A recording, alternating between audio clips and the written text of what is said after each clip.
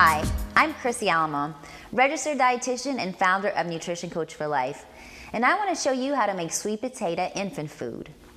Homemade baby food is a popular option for parents who want to know exactly what goes into their baby's bodies.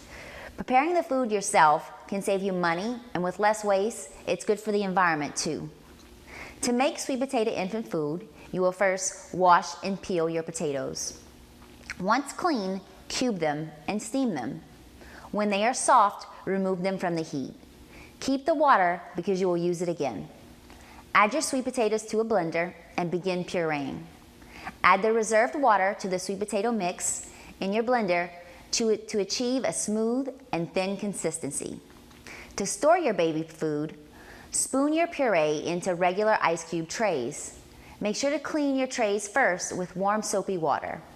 Dry them, spoon out the mixture, and cover with plastic wrap.